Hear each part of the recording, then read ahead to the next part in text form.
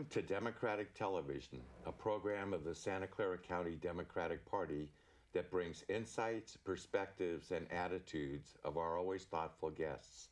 Today we're joined by Arcel Blume, who is the Director of Cultural Competency for the County of Santa Clara. We're going to learn a lot today and have a great show. And Arcel, I want to thank you for being on Democratic Television. Steve, thank you for this opportunity. Cultural competency could mean so many different things. And I'm not going to ask you about it right now. I'm going to ask you about you. So where are you from? Where did you grow up? Interesting hobbies or things you can share about yourself? Well, I'm from Mexico. I was born there, and my parents moved to California when I was just about a year old. So I'm a daughter of immigrants, and I'm an immigrant myself. Grew up being an English as a second language student. Oh. Yes. So I did the ESL curriculum through elementary school. Whereabouts did you live when you first came? We lived in Southern California, so I'm from the LA area. Mm-hmm. And it wasn't until graduate school that I moved outside of that area. But my family's still there. Your family's still down in LA area? Mm-hmm. So what kinds of things were you interested in as a student? What were the subjects that mattered the most, or what were the causes that interested you? I think once I started college, I think it's learning more about human behavior and what shapes it. It's really what interested me in my education. And what, explain a little bit about your education, because you have a fairly advanced degree, and I assume you find that useful in your work. Yes, I guess the way to explain my education, being a person that comes from an immigrant population, and most families want their kids to reach higher education. The tricky thing is the differentiation across families is knowing how to support your child to achieve that vision. And sometimes the vision is there, but not the specifics. So I kind of just landed in a doctorate program. Not one of the things that I've been thinking a lot about through this, through my, I guess, progress is like this concept of future orientation. Mm. And some people are future oriented, and they're very planful, and they can set goals and achieve those goals. I wasn't very future oriented.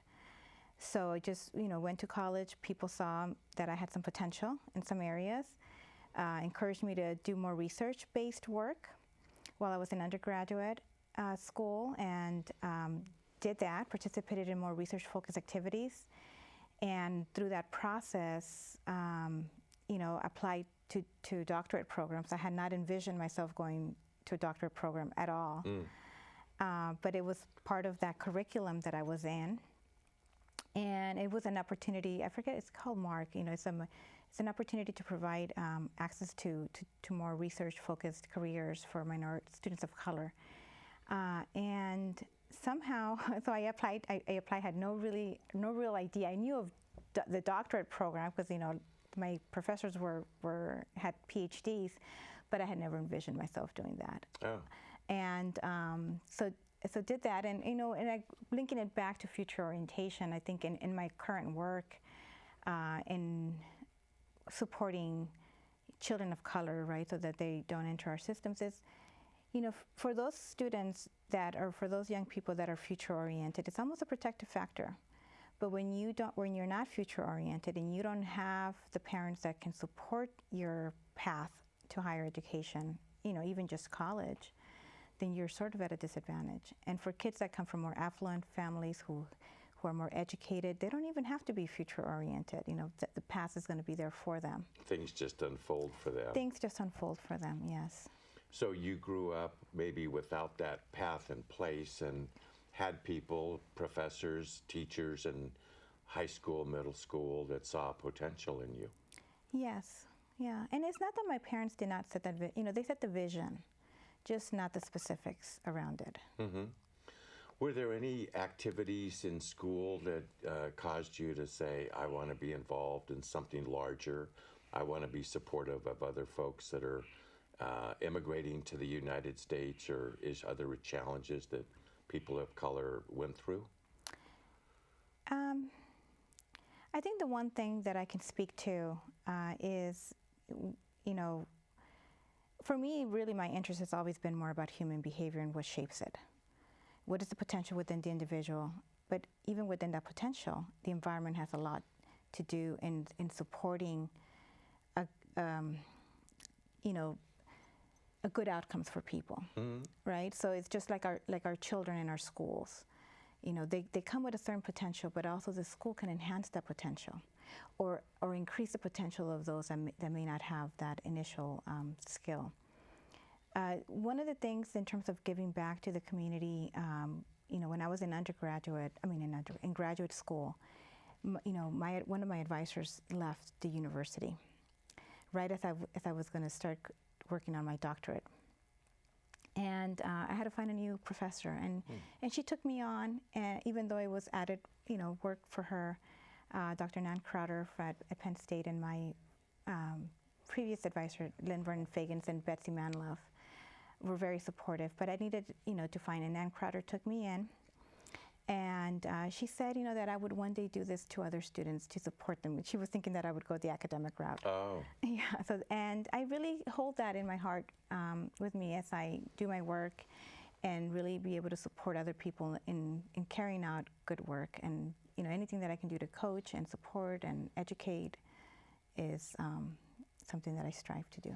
So let me bring this back to the personal. You're a mother, you have young children. Do you find yourself parenting with some of that in mind? Oh, surely. You know, in terms of my education and my is that what you mean? Yeah. Oh, yes. I mean, you know, my degree was in human development and family studies. Oh, okay. So I learned about normal, you know, human development, and you know, it's also much of what I've read around, you know, how do you support children, and also my work now in terms of cultural competency and, you know, the work that we're doing, the model that we're carrying out in our county around just culture. And all of these teachings and learnings do inform how I rear, you know, our children at home. So that's I think that's a positive sign that there are things that we can learn, that we can instill in our kids and help them along their path, including the path to become good members of the community, strong supporters of justice for all and things like that. Yes, one of the most beautiful things, not, you know, I cannot take credit for this, but one of the most beautiful things that my daughter has said was in reference to bad people. And you know, she says, I love all people, and my son, Andrew, piped it, but not bad people. And Catherine, who is, she must have been 6 at the time, she said, yes, Andrew, all people, because everybody deserves a chance. So I thought that was just a very, you know, beautiful statement that speaks to her. You know, she has a very young heart, but, you know, just the idea and the concept, right? And it's the work that we're doing, that we all can become better people. I guess that kind of summarizes it. But before we get into a summary, you are the director of the Office of Cultural Competency in the County of Santa Clara. What does that mean? What does the Office of Cultural Competency do or look into? And so the office, is my understanding, was mainly formed to address the issues of disproportionality that we find in our child welfare and in our juvenile justice system. You know, one of the things that we find is that compared to their proportions, African ancestry and Latino children are overrepresented in our systems. And how do we address that? And you know, the child welfare system, DFCS, and probation have been working at it for a very long time, and they've implemented lots of good changes. They are very committed to addressing these issues, but I think there was a recognition by our leadership that we need to kind of step outside of these systems and look at it from a more holistic perspective instead of within a system, because I think the systems have done what they can. And they continue to grow and really implement very appropriate services and linkages and in trying to support children and the family in comprehensive ways. So, you know, the main around the issue of disproportionality is how do we work together with our community partners and stakeholders to develop solutions, right, that can start to make a dent on that disproportionality that we've observed for over decades, actually. And so I've been working very closely with the Probation Department and the Department of Family and Children's Services. Are those examples of some of the partners you work with? They are examples, yes, and also with our community partners and stakeholders, and also, you know, how do we bring in the family voice, and it's more just on their voice and the, you know, youth voice into this work. How do we develop strategies that are indeed what the community wants and needs? That definition makes your office and your work sound very central to making us sort of a more perfect county in a way, to make sure everybody's voices are heard, dealing with issues that may drive folks to make choices that are bad choices, and hopefully give them mentors and other opportunities to make good choices. Yes. And it's aligned, you know, with the vision of the county. It's, you know, the county has this model around just culture, which really says, you know, we need to create open space so that we can identify what is not working and feel safe that we can contribute to that discussion to make improvements. So now it's taking it out and saying, in terms of the cultural competency is maybe at times not the best term. You know, there's more around cultural humility, which, you know, speaks to the fact that we should be committed to learning, to a lifelong learning path, right? That we can never understand a culture or a group of people or an individual fully. You know, we need to ask questions. That sounds like such a central point. Cultural humility means I shouldn't judge others based on my assumptions, superficial assumptions, and that's something that you guys are trying to break down. Yes, it's to be more self-reflective, you know, to ask questions, to better understand the community and the family with whom we're working. Well, after that definition, I think we're going to take a little break. When we come back, lots more to discuss. We'll be back with Arcel in just a bit. Hi, I'm State Senator Bob Wieckowski, and I enjoy representing each of you in the California State Senate. I've introduced a packet of bills, which we're calling the Economic Equality and Financial Stability Bills. California and the Democratic Party is committed to solving income inequality. These are the values that we have.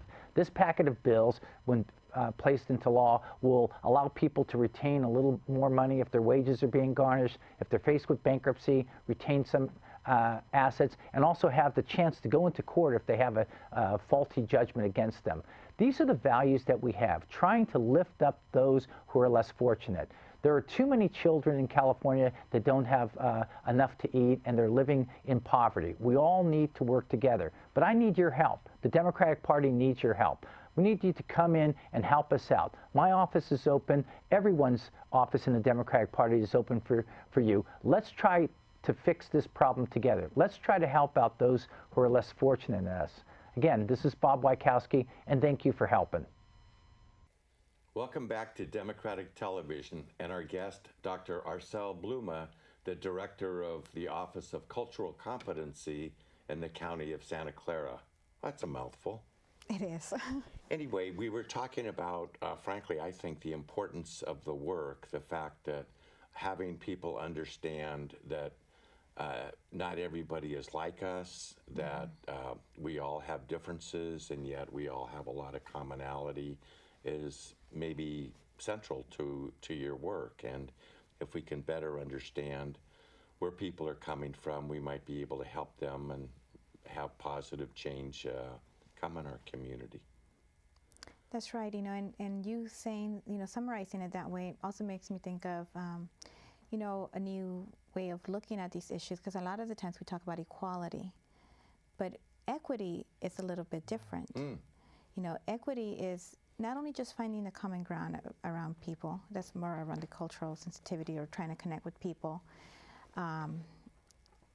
in a way that is, inclusive.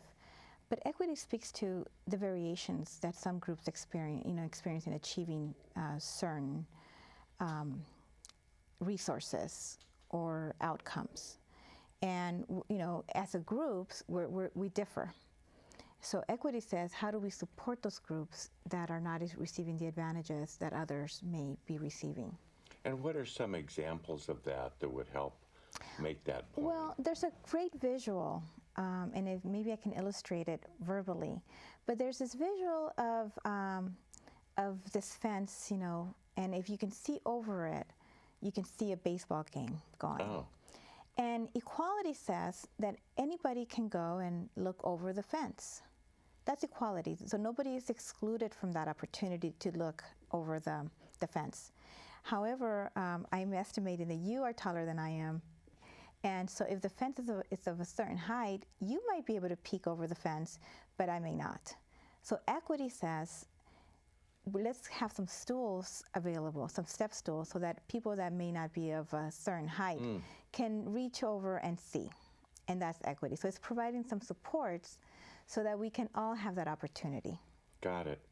So you have a mission statement and sort of values that you're driven by. How is the work accomplished? How are you directed? Is there a committee of folks, of stakeholders? So yes, that work in terms of the mission and our values and our guiding principles, that was developed by my predecessor, Dr. Miguel Hilario. So the office is still fairly new, and it's gone through 2 directors. I'm the second one. And my predecessor worked very closely with the community and also with system partners to develop the mission and the values that are guiding this work. Also what stemmed from that work is this need for having a meeting where community could be very involved in developing priorities for this work. So he was not able to launch that committee or that advisory council, but I was able to. I have a small staff we're a team of 3. 3? 3, yes. Don Long and Jesse Ferguson. Yeah. Thank you. Who are part of my team. We're small but mighty, and together we were able to launch the office in addition with other system partners and community partners. So what direction have you gotten so far? Are you trying to bring in more players? Are you trying to find job opportunities, mentor things, or what's the focus? So the focus for the advisory council that we launched in January of 2016, and we meet every other month, is to address systemic barriers. And so right now we're in the process of identifying what are those issues that we want to address. And we're developing a framework, that's going to guide this work to make sure that we understand the barrier, that we're collecting data beforehand to ensure that there is a barrier that affects children of color or any other group, actually. What's really wonderful about this advisory council is that it's taking a very inclusive look at barriers that affect people in our community. So, we're bringing in partners from the LGBTQ community because they face a certain set of concerns and barriers, especially for our children in the child welfare and the juvenile justice system. They're a very small minority, but they are overrepresented in our systems. Oh, okay. So there's a big concern. And also, we're bringing in partners from other ethnic groups. We have CARE partners, that's the Council of American and Islamic Relations. Oh. We have Native population partners at the table. We have African ancestor, Latino, Asian Pacific Islander. We have faith-based partners that we've invited. And we're also trying to reach out to other systems that are important to the work that we're doing, such as our educational partners and our law enforcement partners. And so together, we're going to be identifying some systemic barriers. Outside of that work through the office, we're also looking at language access. And for this work, I'm working with the Office of Immigrant Relations. Maria Love, who heads that office. We're working together to ensure that the policy that was adopted last year by our Board of Supervisors is really being implemented fully across departments in our county government center. Again, having an office like this seems very forward-thinking. Do you have counterparts in other counties, either throughout California or across the country, that are working on some of these challenges? You know, from my understanding, there are not that many offices that are like this, but I did meet a counterpart from Alameda County. Oh. So I'm in the process of getting connected with him to really understand more and really put our minds together and learn from him, who's been doing this work for a long time. Oh, wow. So, to me, as you're talking, I hate to say this, but I keep thinking of the presidential race and the Republican race, where the leading candidate right now, and that could change any day, seems to be picking on people and bullying and speaking to people's fears, and yet get a lot of support for that. Do you have any sense about that informing the work of the office? Well, it certainly speaks to the need of this culture humility concept. And also, aside from that, is how do we, one of the tasks of the office is to, and I've been working very closely with the Office of Equal Opportunity, is, how do we, in addition to asking questions, right, and being humble about our understanding of other cultures, but how do we bring value in the diversity that we see in our workforce, in our clients and stakeholders and community partners? There's great diversity, not only ethnic, but also across many other factors. And appreciating what everybody can bring to the table is something that we're trying to identify a process and a mechanism in training and education. But I agree that some candidates show that there's a lack of that. And it shows there's a lot of work to do. Is it your hope then that there are teaching moments that come out of this? For instance, I know on your committee there are educational partners. It seems to me there would be great opportunity to say what this major candidate is doing is just not right. It's not the American way, if you will, that we are an inclusive country, and yet they seem to be very much wanting to limit who can move ahead and keep everybody else behind. I believe that this candidate is speaking to some of the fears. So I think what we need to maybe look at is that there is a group of Americans, a group of people in our country who are feeling perhaps disenfranchised. Left out. Left out, yes. And they're not seeing progress, I think, in their daily lives and for their families.